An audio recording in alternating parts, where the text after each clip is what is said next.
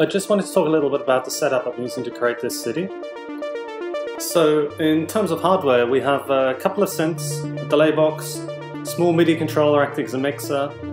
We have the Monome, which is running Marquis Sequencer, and that's sequencing the OP1. And then at the center of everything, we have Ableton Live. So Live has a few recorded clips in it that I'm triggering from the Monome in the video. And also it's just routing everything basically. So all the MIDI data is going through there, getting passed around by MIDI pipes. And then on the other side, this machine is just running the custom visual software.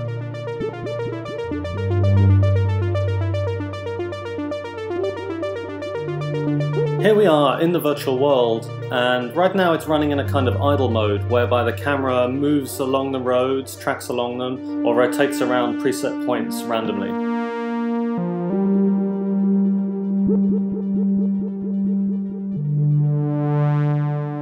Now, if you sit and watch this for a while, you might start to notice a couple of shortcuts I took.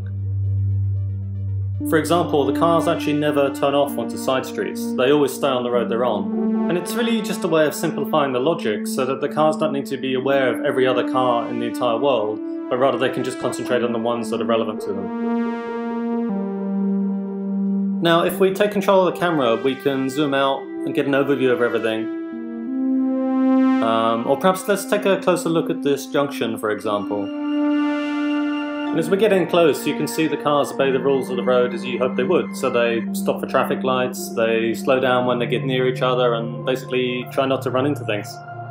And we can actually see what it is that the cars are thinking. So if I switch across into this debug view, here you see icons above the cars which show their current status, if they're running freely, slowing down, stopping. And you also see the distance between them and the next obstacle. And the cars actually have different personalities, so some of them are more aggressive drivers, and they like to drive faster and closer to the cars in front, which gives just a nice variation in the traffic flow. You can see here how the road is divided up into segments, and that allows us to just check a few segments ahead of each car as it's driving along, rather than needing to check the entire road ahead for potential obstacles.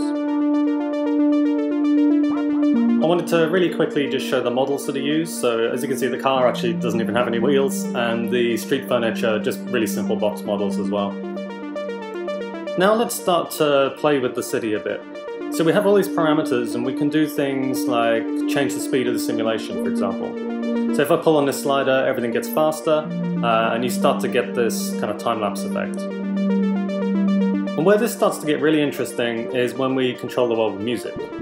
So I just brought in a drum loop, and you can see now that as the camera moves, it actually cuts in time with the drums. It's now synchronized with the music.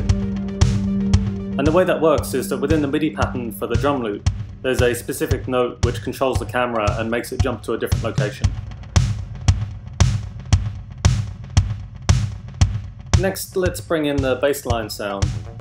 So this fader on the MIDI controller brings up that, and the fader next to it actually controls the effects loop for that channel, so that sends it out to the delay.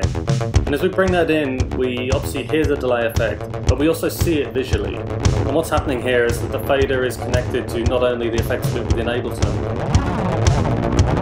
but also a parameter within the visual software. So those two things are intrinsically linked. And that's kind of the whole concept of these audio-visual controls that always control both visual and sound. As another example, if we move over to the mode and play a note and adjust the filter, and in the software we're going to see the slider moving, and that's actually changing the gravity in the simulation. So the synth is connected to one laptop, the MIDI data is going in there, being picked up by a MIDI pipe, and then sent out across an ad hoc Wi-Fi network to the other laptop, and that's getting fed into the visual software, causing the cars to float away. So hopefully that gives you an idea of how it all fits together.